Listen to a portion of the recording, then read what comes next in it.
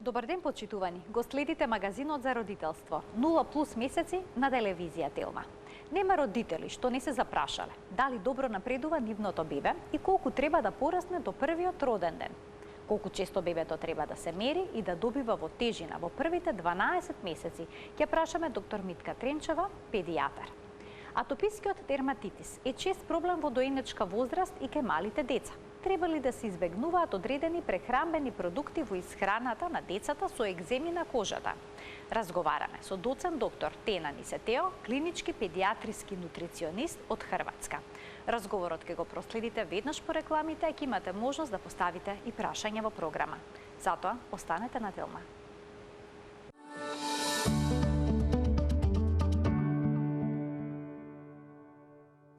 Која е поврзаноста меѓу атопискиот дерматитис и исхраната во детството? Што треба да јадат децата со екземи на кожата? Ќе запрашаме денешната гостинка која е со мене во студиото на Телма, доцент доктор Тена Нисетео, клинички нутриционист од Клиниката за детски болести Загреб, од Референтниот центар за детска гастроентерологија и прехрана.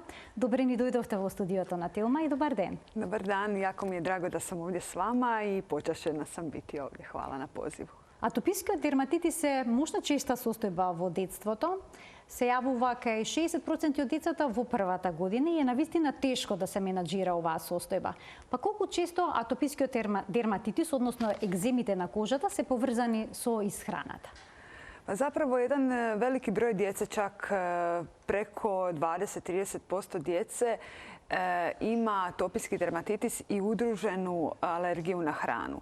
Tako da zapravo moramo govoriti o dvije odvojene bolesti, atopijskom dermatitisu i alergiji na hranu. Znači to nije isto? Ne, nije isto. Radi se o dvije bolesti, međutim znaju biti udružene. Radi se zapravo o bolestima koje su u podlozi istog genetskog porijekla i zapravo radi se o tome da neka djeca koja imaju atopijski dermatitis imaju i alergiju na hranu, a ako imaju alergiju na hranu, onda ta alergija može pogoršati atopijski dermatitis u njih. Tako da govorimo zapravo o dvije bolesti i često udruženim bolestima. А дали самиот атописки дерматитис често е поврзан со некоја причина која што е последица на odredeni produkti во исхраната? Može biti, zapravo da. Već od rane dobi mi možemo primijetiti da neka djeca reagiraju na određene vrste namirnica ili određene komponente prehrambenih proizvoda. Tako da je jako važno da roditelji koji su u konačnici non stop sa svojom djecom primijete da li dolazi do pogoršanja uslijed konzumacije nekih prehrambenih proizvoda ili hrane. Обично кои производи доведуваат до влошување на атопискиот дерматитис? Pa ako govorimo o hrani, nativnoj hrani, znači prirodnoj hrani, onda govorimo o 8 najjačih alergena. Postoji taj Big 8, koji zapravo su proteini kravljeg mlijeka, odnosno mlijeko i mliječni proizvodi, jaja, gluten, soja, orašasti plodovi, kikiriki, riba i školjke i rakovi. To su 8 najjačih alergena. Međutim, u prehrambenim proizvodima koje djeca često konzumiraju od vrlo rane dobi, što nije preporuka naravno, postoje i mnogi aditivi, boje, konzervansi koji mogu pogoršati situaciju. Vrlo je bitno odmah na početku, to je od strane liječnika jako važno, da odredi ako dijete ima atopijski dermatitis, da li ima i alergiju. Ako ima alergiju, onda nam je potpuno jasno o čemu se radi. Međutim, nekad nalaz može biti i negativan na alergiju, a roditelj prijavljuje da kad dijete pojede određenu vrstu namirnice, pogotovo ove jake alergene, da se koža pogorša. U tom slučaju radimo eliminaciju, gledamo određeno vrijeme da li dolazi do poboljšanja. Ako je došlo, eliminacija je tu, međutim ako nije došlo do poboljšanja, onda nećemo eliminirati takvu namirnicu. Значи не се спроведува елиминациона диета кај секој дете со атописки дерматитис. Бидејќи родителите се обидуваат да исфрлат одредени продукти, надевајќи се дека ситуацијата ќе се подобри. Najgore je zapravo a priori krenuti sa eliminacijskom dijetom. Znači to nikako ne sme da bude prviот čekor? Ne. Što više, danas postoje jasne smjernice od Evropskog društva za dječju gastroenterologiju, hepatologiju i prehranu, to je ESPEGAN, koja daje smjernice o prehrani na evropskom nivou, koja je jasno rekla da nikako nije dobro kod djece koji imaju atopijski dermatitis ili predispoziciju da razviju atopijski dermatitis i alergiju, a priori izbacivati, odnosno ne uključivati alergene namirnice u prehranu.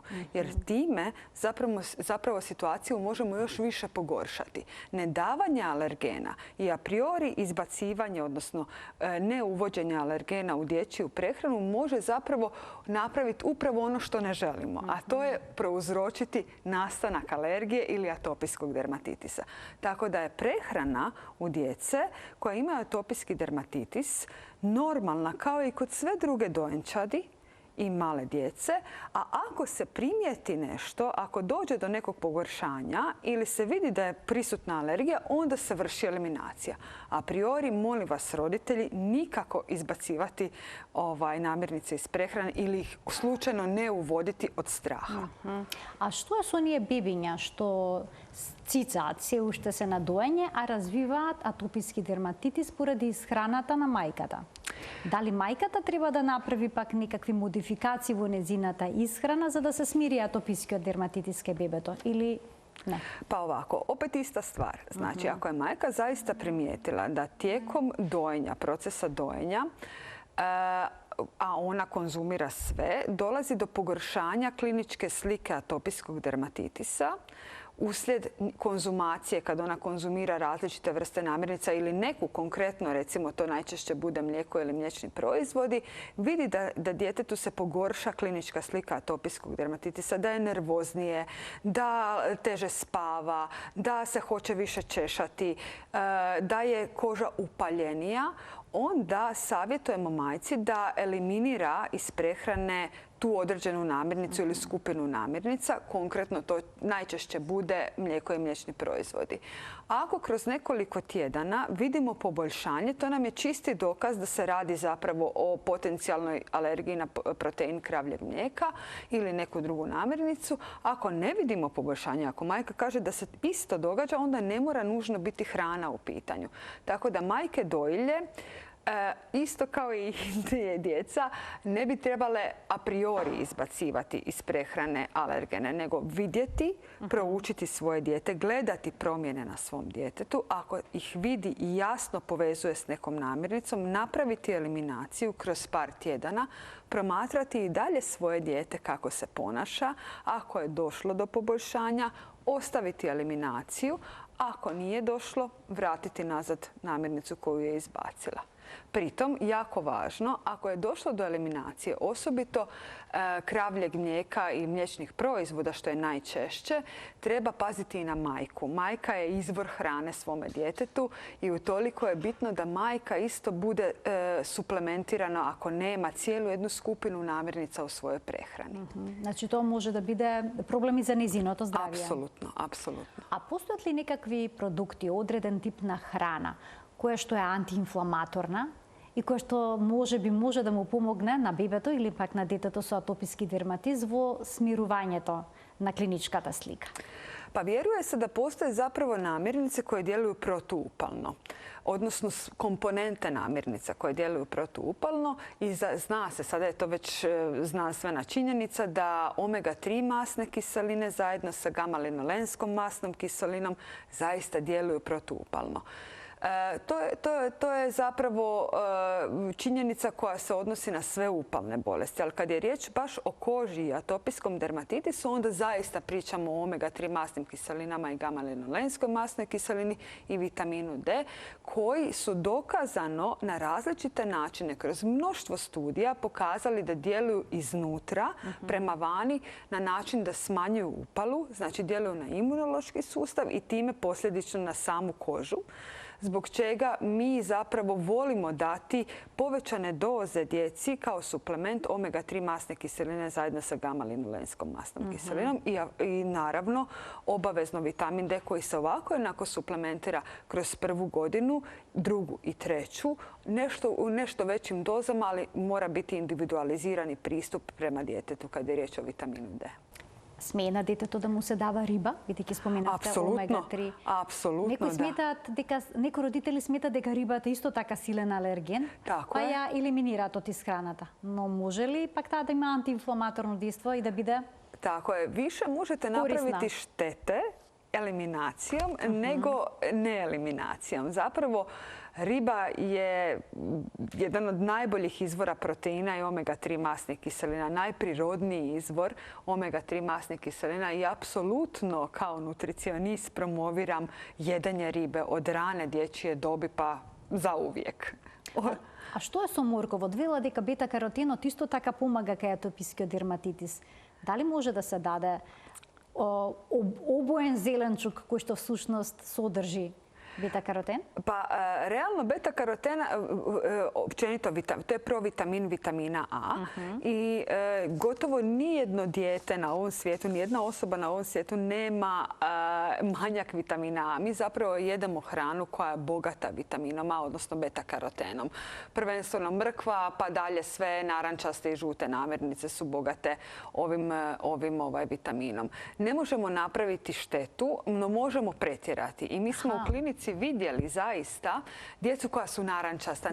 Portokalovo bojeni. Blankite, stopalata, nosot. Tako je. I u tom slučaju zapravo savjetujemo... Roditelite se vo panika, se plaša da nije slučajno ima deteta žoltica, no nije. Nema posljedica od obojivanjeta? Ne, to nije nikakav veliki zdravstveni problem. Međutim, ne treba pretjerivati u ničemu, pa tako ni u ovim vrstama namirnica koje su bogate beta-karotenom. Nećemo ništa ekstra napraviti ako dajemo u prevelikim količinama, nego jedna balansirana, normalna prehrana za dijete je najprirodnija i najnormalnija, kao i za bilo koga drugoga. Tako se treba ponašati prema djetetu. Ne treba pretjerivati u ničemu. Postoji li nekoj režim na ishrana što go preporučujete za djecata su atopijski dermatitis? Apsolutno postoji, kao i za svih drugih. Znači, mediteranska prehrana je pokazana ne samo za djecu, nego i za odrasle osobe. Za odrasle osobe sa vrlo teškim bolestima, kao što su multipla skleroza, artritis i tako dalje, većina autoimunih bolesti. To je jedina prehrana za koju je pokazano da djeluje dobro na naše zdravlje. Znači, i ono čega bi se trebali držati je tradicija i jedna balansirana, normalna mediteranska prehrana koja zapravo isključuje uglavnom prehrambene proizvode, što manje prehrambenih proizvoda, što više nativne i prirodne hrane, doma pripremljene hrane, odnosno jela, što više mahunarki, orašastih plodova, ribe naravno, žitarica, cjelovitog zrna, voća i povrća. Maslinov zejtin. Maslinovo ulje, obavezno. Znači, tajната е во медитеранската исхрана и во домашно подготвените оброци. Tako je. Znači, što помалку брза храна или пак претерано преработена и да се вратиме на ono što je tradicija. Ja uvijek zapravo kažem svim svojim pacijentima i kad govorim općenito i svojim studentima, ako tvoja prabaka ne prepoznaje jelo ispred sebe, na primjer riblji štapić kao ribu, moja prabaka ne bi nikad prepoznala. Hrenovku kao komad mesa nikad ne bi prepoznala. To mora izgledati onako kako izgleda u prirodi. Komad ribe, normalna riba, komad mesa, žitarice, voće, povrće, sve ono što bi naše prabake servirale na stol, to zapravo trebamo jesti i izbjegavati što je moguće više proizvoda. A ne se koncentrirati da eliminiramo nativnu hranu iz naše prehrane, nego prehrambene proizvode što je moguće više. Можат ли ферментираните производи, како што се јогуртот, киселото млеко, кефирот, да помогнат кај децата со атописки дерматитис, бидејќи нели велат здравјето е во цревата, па препорачувате ли da se stavi akcenti na fermentiranite produkti? Apsolutno. Znači, kao nutricionisti, većina mojih kolega, uvijek savjetujemo kad je riječ o mlijeku i mliječnim proizvodima da se koncentrirate na unos fermentiranih mliječnih proizvoda. I to fermentiranih mlijeka, upravo ovo što ste nabrojali, kefir, acidofil, probiotički jogurti, fermentirani sirevi, koji su zapravo najbolji izvor probiotika, prirodni izvor probiotika. Balansirana mikrobiota je zapravo preduvjet za normalno zdravlje. Zdravlje crijeva je preduvjet za zdravlje cijelog tijela, ali u konačnici za zdravlje kože. I sada se jako puno istraživanja radi na povezanosti crijevne mikrobiote i zdravlja crijevne mikrobiote sa kožom. Zato što ta os koja nije samo više brain gut, koja se prije govorila, odnosno crijevo-mozak, sada postoje te osi crijevo-imunološki sustav, što je povezano sa atopijskim dermatitisom, crijevo, koža, pa ako imamo dobru i balansiranu mikrobiotu, imat ćemo realno i dobru i balansiranu mikrobiotu na koži. Kako u crijevu imamo bilione bakterija, tako i na samoj svojoj koži imamo bilione bakterija. To je sve povezano, tako da definitivno fermentirani mliječni proizvodi apsolutno da. Како клинички нутриционист, колку често работите со деца со атописки дерматитис? Svaki dan. Секојдневно? Svaki dan. Znači, moj posao je zapravo da radim sa djecom koja imaju kronična oboljenja, od gastroenteroloških preko neuroloških, pa i dermatoloških i alergoloških. I sve moje kolege koji su dermatolozi, alergolozi, svu svoju djecu šalju zapravo nutricionistu, odnosno k meni. I milijardu je pitanja tu od roditelja. Upravo ovih što ste vi postavili, to su najčešća pitanja. Na koji način hraniti dijete, što suplementirati ili dodatno dati, kako mogu pomoći još ja svome djetetu da mu bude lakše i da mu kvaliteta života bude lakša. I tu im zapravo nutricionist najviše može pomoći. Svaki dan moj posao je da zapravo pokušam roditeljima olakšati svakodnevnicu i prehranu njihovog djeteta. U konačnici i sam ishod liječenja osnovne bolesti, a u ovom slučaju to atopijski dermatitis. Каде ги прават родителите најчестите грешки кога станува збор за атопискиот дерматитис кај нивните деца? Pa upravo su najčešće... Елиминационите диетиса? Tako je, upravo to. Upravo to. Strah, najgori vam je strah. Znači, roditelji se jako boje da bilo kojom svojom radnjom, pogotovo u pitanju prehrane, mogu pogoršati stanje svoga djeteta. I onda zbog straha krenu u potpunu eliminaciju. A eliminacijska prehrana u djeteta znači zapravo rizik, veliki rizik od pothranjenosti. Ne samo energijske pothranjenosti, da neće dobiti dovoljno energije i proteina za rast i razvoj, nego i mikronutritivnog rizika, gdje se može dogoditi da dijete uđe u deficit vitamina i mineralnih tvari, a onda smo napravili još goru situaciju.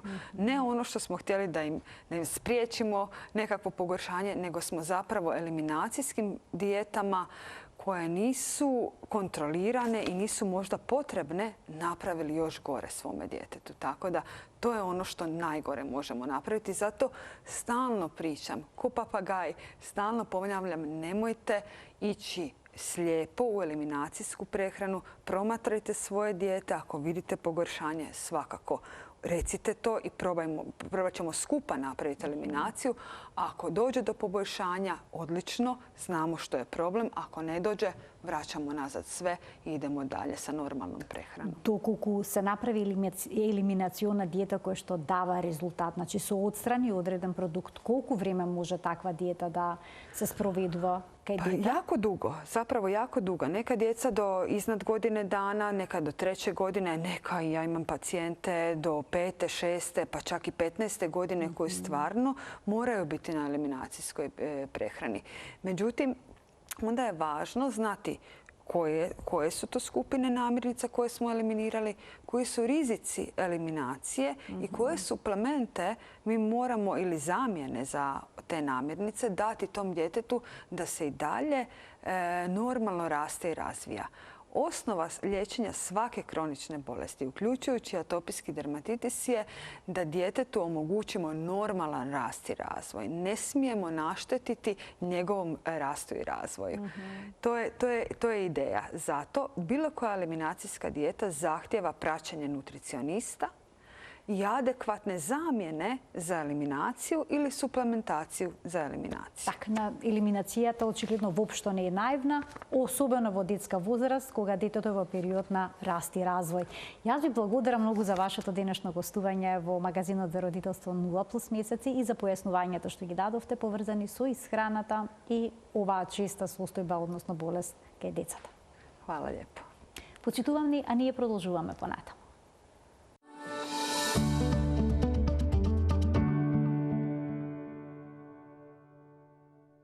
Така, продолжуваме Продолжуваме понатаму со уште една корисна тема за родителите. Ке зборуваме за добивањето во тежина кај бебињата. Дали таа се разликува кај доените бебиња и оние што се хранат со адаптирано млеко? Како родителите да знаат дали нивното дете напредува добро? Ќе прашаме доктор Митка Тренчева, педијатар од ПЗУ доктор Митка Тренчева. Докторке, добре ни дојдовте во студиото на Телма. Благодарам на поканата. Денес ќе зборуваме за сантиметри и грами, кои се добри показатели за тоа како бебето напредува. Вела дека мајчиното млеко е идеална храна, совршена храна за секој новороденче. Па дали советувате мајките да дојат, да се потрудат да воспостават лактација, бидејќи тоа е еден процес кој што е полн со предизвици и воопшто не е лесен? Така е. Советуваме секако прво да отпочнат со доењето, бидејќи ретко има мајка да не може да го дои, во исклучителни случаи, нели, пречки кога има недоат, кога има проблеми од страна на мајката и од страна на детето. Навистина, мајчиното млеко е најздравата исхрана што може да му се подневи на детето од самото раѓање па понатаму, поготово во првата година од животот, мада препораките се да тоа продолжи и во втората година од животот, ако тоа е можно, ако мајката може да го дои, се разбира и со другите додатоци што настануваат.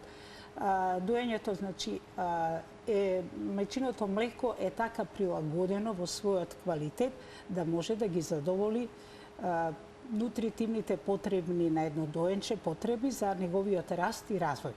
Бидејќи растот и развојот на детето, односно во случајов доенчето, не е само растење физички, зголемување, обимот, туку и структурни промени во органите и ткивата на детето, кои што се многу интензивни во почетокот на првата, односно и до третата година од животот, на развојот на детето. Па така да мајчиното млеко по својот состав на почетокот се менува во својот квалитет како расте и детето, и тоа така се менува, дури и самиот подој се менува квалитетот на субстанциите за време на еден подој кај млекото. Предно млеко, задно млеко. Задно, така е. Во почетокот, значи веднаш после раѓање, имаме тоа така наречен колострум, првите 2-3 дена, кој што се разликува по тоа што изобилува со многу протеини, имуноглобулини, кои што се важни едните за растот и развојот, и многу брзо расте, готово првите месеци, додека понатаму оди тоа така наречено преодно млеко, кое што постепено на крајот до првиот месец во зрело млеко, каде што се менува составот, каде што сега се намалуваат протеините, имаме повеќе масти, хидросолубилни витамини, јаглен хидрати, лактоза и така натаму.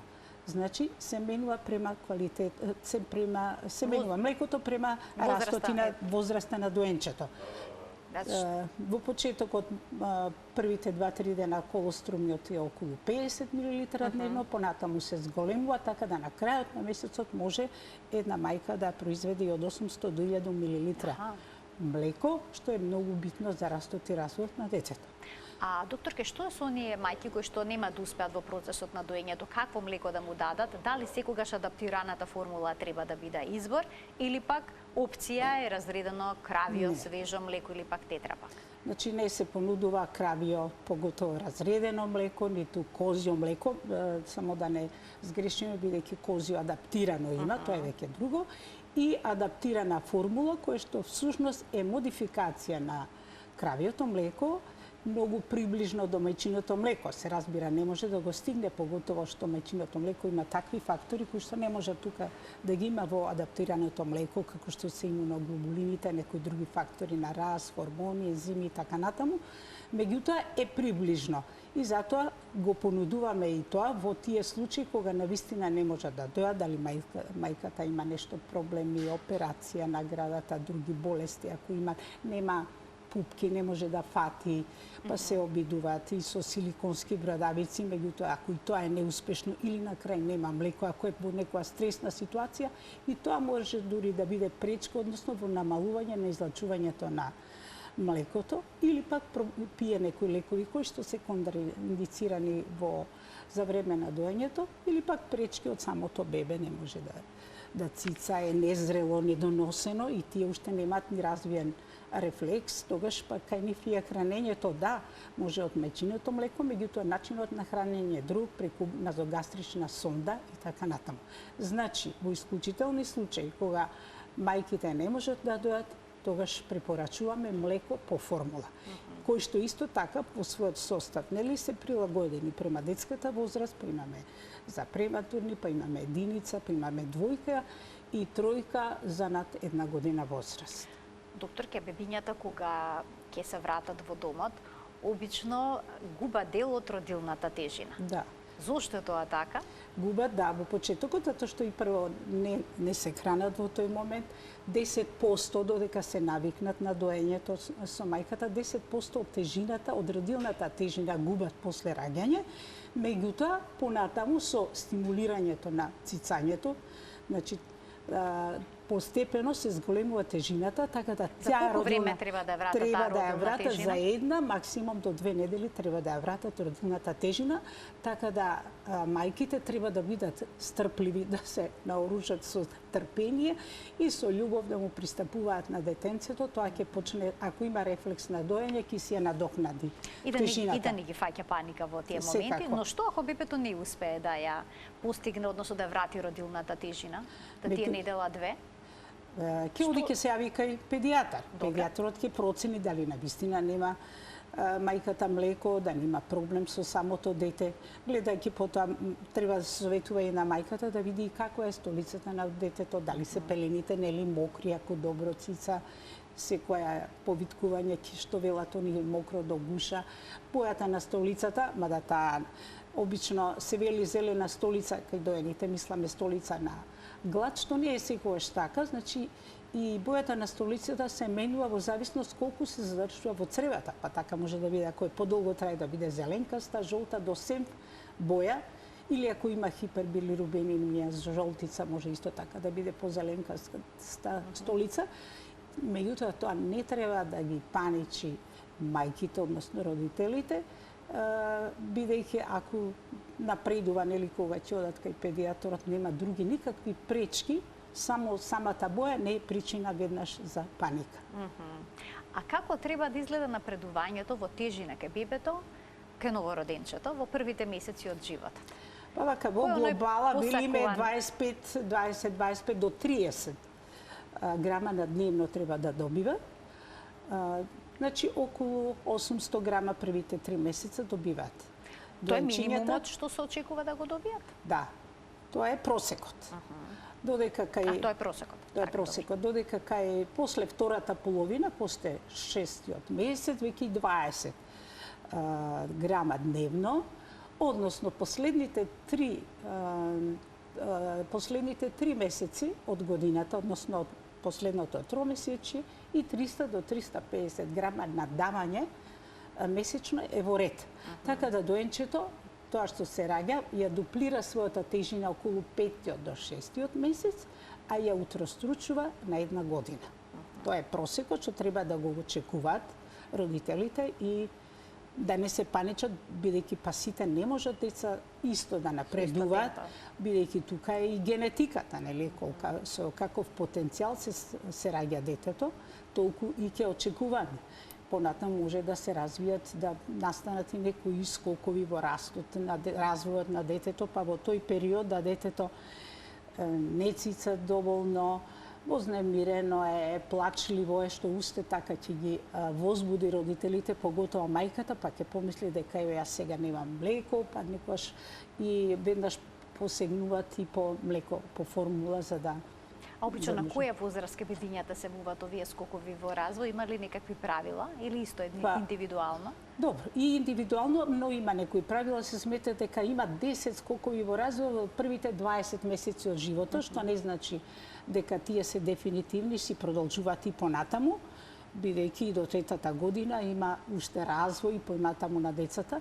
Меѓутоа, овие се битни првите, кога има, значи, меѓу 3-та, 6-та недела, во 3-тиот месец, 6-тиот, 9-тиот месец, тоа се всушност развојот на мозокот, каде што освен и менталниот развој настанува, односно детето освен физички поминува, научува и нови вештини.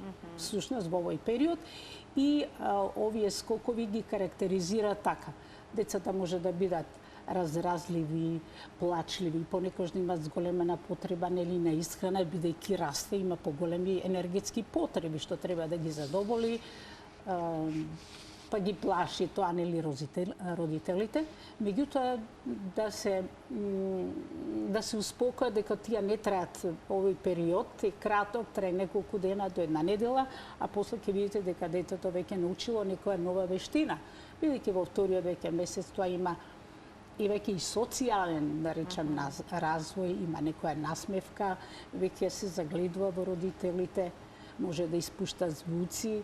Во третиот месец веќе пружа рачења, сака да фаќа предмети, во четвртиот ги задржува повеќе, почнува во шестиот, седмиот да се превртува, да гуга, после седмиот почнува и седењето, мада тоа стабилно станува веќе во деветиот месец. Значи сите тие се развои кои што освен физички вака напредување, пропратени се, значи со менталниот развој.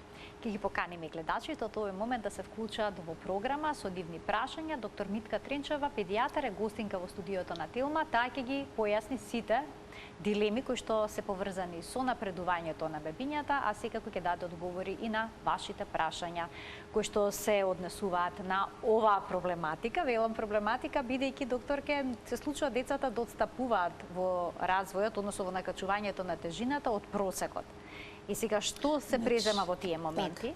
Ние денешно време ги имаме така наречени криви на растот и развојот на детето, кои што се направени врз основа на криви кај доање дечења. Така. И со нив го споредуваме детето кога што дојде на иста возраст и пол. Дали одговара тие се од 3 до 95 перцентил, во тај перцентили дали се совпаѓа и нашето дете, односно доенчето што доаѓа на преглед, и тогаш бараме ако нешто отстапува, сите нели не се исти. Секој од таа возраст дете може да биде во 30-тиот, 50-тиот, 70-тиот перцентил, што значи, меѓутоа тие се нормалните распони на кривата. Најбитно е доенчето да си ја прати својата крива на раст, бидејќи тоа е индивидуален. Растот и развојот, рековме дека зависи и од други фактори, секако и генетски, дали детето во моментот па има и некои наследни болести, кардиоваскуларни проблеми и така натаму, но битно е тоа да си ја следи својата крива и ние ги повикуваме на превентивни прегледи за да го оценуваме нивниот раст и развој на 3-тиот, 6-тиот, 9-тиот, 12-тиот месец и годината. У некои се совпаѓаат и со тие скокови на растот и развојот и ги гледаме новите научени вештини дали ги има или не. Но тежината на бебето се следи многу почесто во првите 4 месеци. Тоа е многу битно. Па доаѓаат секој месец за тежината на детето и со нив разговараме, кај овие што се можеби повеќе на адаптирана формула, можеби и малку повеќе тие напредуваат, затоа што таму нема нели мачење, цицање, детето само едноставно голта, додека кај мајчиното млеко е прво искористеност е поголема, полесно, стварливо е, може да се даде во секое време, нели на повик на детето, ствари доенчето си го прави ритамот во однос на мајчиното млеко, така, доење на барање. Не напредуваат толку многу, меѓутоа сите гледаме да се во тој сноп на криви. Така, оние мајки кои што го хранат бебето со адаптирана формула, полесно може да проценат колку тоа испило млеко, бидејќи знаат колку подготвиле за еден оброк. Кај доилките сето тоа изгледа малку покомплицирано. Никогаш не се сосема сигурни дали бебето исцицало доволно. Веќе ги кажавте оние насоки, што значи бебе што не е гладно, значи полни пелени, така? Смирено е, спокојно е. Бебето ќе си, мајката треба да види дека бебето нели ќе се нацица и ќе си заспие, не е раздразливо, полни пелени има, добра столица има и здраво е, напредува. И кога ќе дојде, не треба да употребуваат ваги само да се мерат. Тоа ми беше прашањето. Дали треба да си набават Не. вага во домашни услови, тие да го контролираат накачувањето на Не телесната треба тежина? ништо, тоа и рековме дека секој дете индивидуално во својот развој, само да биде во граница на нормала и ќе си доаѓат кога ќе дојдат. Доктор, ги мерат бебињата пред подој и после подој? Не треба. Не треба, па сите нисто не јадеме, нели? Пред подој може да се погоди, а добро пред подој и меѓутоа некојаш ќе дојдат, еве, За процена дали сицало доволно, така. Некојаш ќе дојдат, еве, гладно, сега требаше да изеде или се искакало или се измокрило и веќе 10, 20, 30 грама за малечко бебенце, нели многу значи и веднаш ќе ги фати паника, еве има помалку од тежината. Меѓутоа не е толку тоа битно, гледајте го во целина детето, расположено, здраво бебенце, сигурно се зависно, нели, ги прави оние вештини кои што се сопаѓаат со неговата возраст, нема место за паника, рековме дека од до се покачувањата на тежината и кај сите не е исто. А дали оние бебиња кои што цицаат многу и ја накачуваат телесната тежина повеќе од очекуваното, во грамин или сепак зборуваме, и се полнички, би имале понатаму проблем со дебелината, како што би имале проблем оние кои што се хранат и со адаптирано млеко? Да, со адаптирано млеко. Може ли да се зборува за дебелко доено бебе? Па не, кај овие на мајчино млеко, може би во почетокот напредува повеќе, нели, цицат, понатаму се намалува тежината, поготово кога веќе, нели, на првите 4 до 6 месеци ексклузивното доење, кога мајчиното млеко ги задоволува сите потреби, после тоа настанува и воведување, нели, на друга храна и тогаш и постепено се учи на нови храни, мајката и помалку после ќе има млеко. Не е проблем со мајчиното млеко дека ќе настане после компликации во подоцнешниот живот во однос на дебелињата, како што е кај вештачкото млеко, односно кај подебелото доенче или понатаму дете, нели, опасност од развој на дијабет, кардиоваскуларни заболувања и така натаму. Што ако бебето напредува многу брзо, а е на адаптирано млеко? Ке треба ли да се направат некакви промени во исхраната? Напредување брзо во однос на тежината. Така, прво треба да се води сметка да имаме ритам веќе кај адаптираното млеко, за разлика од мајчиното, каде што се на повик се дои, одека барем 3 часа да има размак од едното до другиот оброк и да се понуди од прилика онаа мерка која што е за таа возраст, како што велат мајките, ќе израчуна за да му се даде. Треба да се внимава, значи, за количината на млеко и не секое плачење. Обично бебињата плачат кога се гладни, дека секој плач значи глад и одма шишето со млеко да му се дава. Да видат што е другата причина за бебенцето и да водат сметка да си... Може ли се препозна тој плач кој што е предизвикан од глад кај бебето? Па добро, може да се препознае кога ќе му се даде поразразли и се викаат, ќе примети времето кога последен пат му е дадено и кога ќе му се даде веднаш, тоа се смирува. Како детето има друг проблем, здравствен проблем, грчеви или нешто е болно, нема да го смири. Има некоја болка, нема да го смири. Може би ќе повлече, ќе пие малку млекото, но потоа ќе престане. Кога зборуваме за оние превентивни прегледи на тежината на бебето, исто така се прават и мерења на обемот на главчето. Да. Зошто е тоа важно? Па важно е за да уследиме и растот и развојот на мозокот кај детенцето, бидејќи на време можеме да предвидиме да има некои проблеми со развојот на мозокот, некои пореметувања во врска со големината, нели, на главата, може да значи некои инфекции, може да настане некои други маси во мозокот или прерано затварање на фонтанелата, па не може да се развива мозочето. Битно е да се мери и се мери дури скоро секој месец, така да во првите 3-4 месеци добива во обемот на главата доенчето 2 см, додека понатаму се намалува на 1 см, така да крајот на годината обемот на главата од прилика се зголемува за 12 см, тежината се утроstručува и висината околу 24 см ќе ја добие. Да, споменавте висината, значи се мери исто така должината на бебето. мериме, да. И кога е најинтензивен растот кај бебињата? По кој период? Во првата година, Па и до третата година, малку помалку, во првата година највише добива, рековме до 24 сантима за првата година, а додека понатаму 7-8 сантима годишно ќе добие, докај 3-5 години, после тоа има малку успорување, за да повторно има побрз раст за време на, на пубертетот, кога настапува. А докторке, како треба да изгледа растот на тежината кај бебињата, односно кај децата после првата година?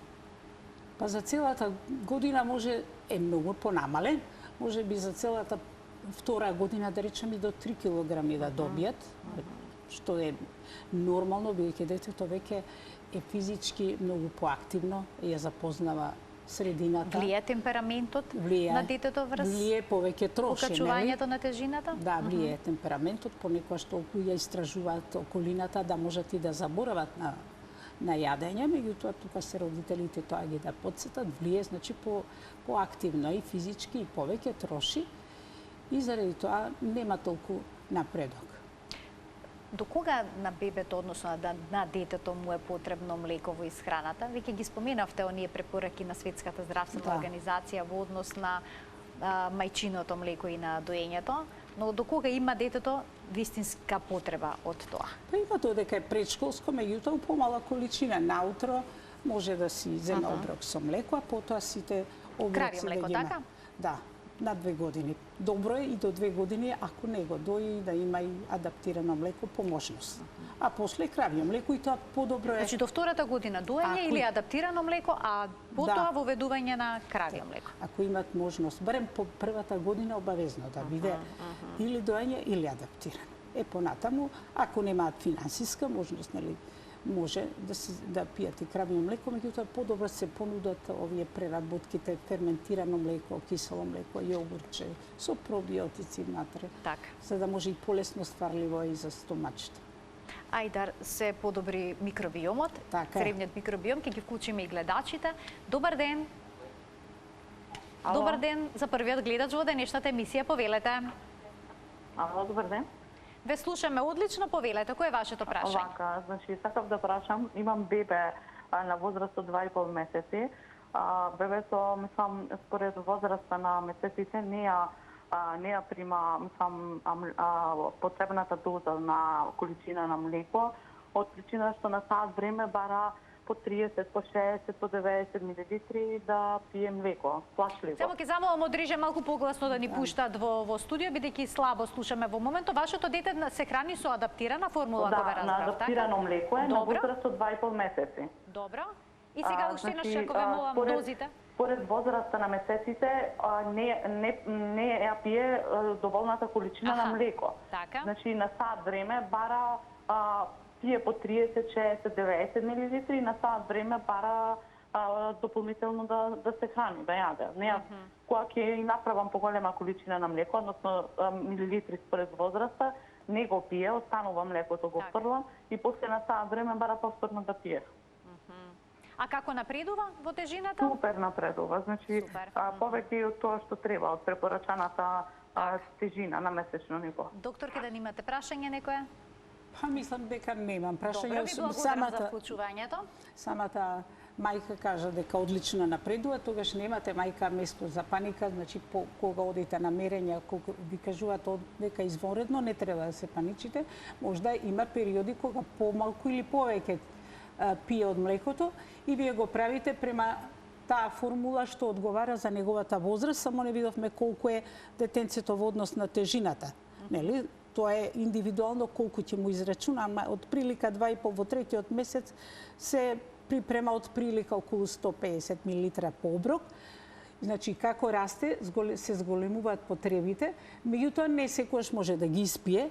Сега тоа ќе испие, како што кажува мајката, 60, тоа е многу половина од тоа што треба и затоа тоа е гладно и сака секој час да пие, што не е препорачливо многу секој час да пие, барем да се свари тоа млеко во телото, уште не е сварено, па ново стигнува. Значи, да гледате на 3 месеца, вие правите ја дозата како што е за таа возраст, меѓутоа не се секирате дали ќе го испие цело млеко. Штом добро ви напредува, нема место за паника. Уште еден гледач ке вклучиме. Добар ден. Се исклучил гледачот, добра. Докторке, а во однос на исхраната на децата после првата година, каква таа треба да биде? Еве пред малку слушавме едно интервју медитеранска исхрана. Дали тоа значи дека треба родителите да подготвуваат оброци специјално за своето дете доколку не се хранат на таков начин? Па ако не се хранат, да, меѓутоа добро е да биде исхраната за сите заедно, пошто рековме дека во првата веќе година, или бебето треба да биде на општа исхрана. А што значи тоа? Веќе горе-доле да јаде како и возрасен, веќе да се прават и наситно детето да жвака, пошто има запчиња, да биде во кругот со родителите, за да може да посегнува, за да почувствува и структурата на храната, да не биде само олапни, голтни, што велиме ние, и самиот, значи, да ги разликува вкусовите и да почне да јаде.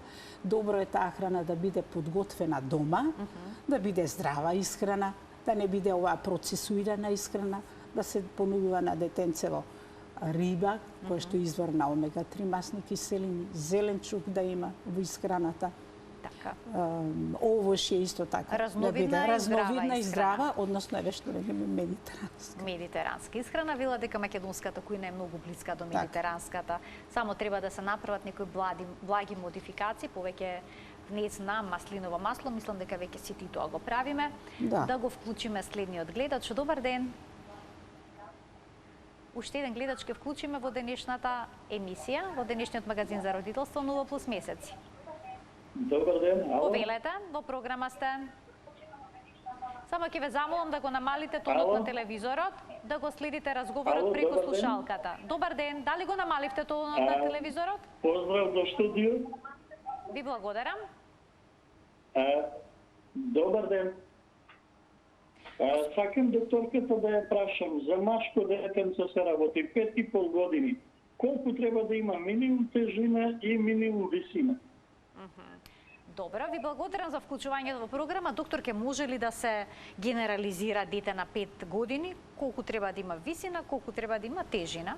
Па се од прилика е тоа, нели? Колку од прилика на таа возраст треба да има барем 20 килограми, 110 да биде висината на детето, ма зависи, нели, и од потенцијалот генетски што го носи детенцето, како е родено, бидејќи секојаш децата се просек од висината на родителите, за тежината, не толку висината од родителите што ќе ја постигнат. И мислам дека ако е така е во тие криви, сега дали повеќе или помалку од кривите на растот и развојот, али тука од прилика треба да биде. Неколку пати ги споменавте перцентилните криви, односно кривите на растот. Дали родителите може да ги најдат овие криви на интернет? Може да ги и најдат. Да го следат растот на своето дете на таков начин? Па ако дома тоа го прават, ги мерат, ги пратат, висина, тежина, може да го направат. Да, ги има на интернет тие криви на растот. И има само да напоменам дека се посебни за девојчиња, нели, посебни за машки. И може да го следат растот, па ако нешто приметат, може да дојдат да се консултираат со нас, да видиме што е причината, нели, за отстапување. Бидејќи може па да се случи нешто, да има поремет некоја хронична болест, поготово ако влече детето, или има некој хормонален дисбаланс, па да не расте, нели? Во тој случај веднашка се вклучува алармот ако е под нормалните криви на раст и развој. И моето последно прашање ќе се однесува на бебињата во првата година од животот. Оние кои што напредуваат, но не го постигнуваат оптималното накачување на телесната тежина. Дали по воведувањето на дохраната тоа може да се подобри? Значи, додека се на мајчино млеко, се на долната граница. Така. Па може да се подобри. Значи, со воведување на храна, бидејќи па мајчиното млеко, рековме, е дока 6 највише месеци, бидејќи после тоа ќе му треба повеќе и железо, бидејќи не е многу богато мајчиното млеко и зависи од исхраната на мајката. Витаминот Д тука обавезно ќе му треба и плюс тоа, нели, другите храни кои што се нудат, може да биде да се поправи и побрзо да напредува. Ако има подобар протеински внесот на месото, да речеме. Месо, се разбира, јајца, млечни ферментирани производи, маслиново масло, зеленчуков целиот што ни стои на располагање, рибата. Значи, може би ќе ги сака другите вкусови и дека може подобро да расте. Јас ви благодарам многу за вашето денешно гостување во магазинот за родителство 0+ месеци. Благодарам на поканата. Почитувани, ова беше се во денешната емисија во магазинот за родителство 0+ месеци, кој што е вашиот верен сопатник во родителството. Ви благодарам за вниманието со кое што не следевте и ви посакувам пријатен ден.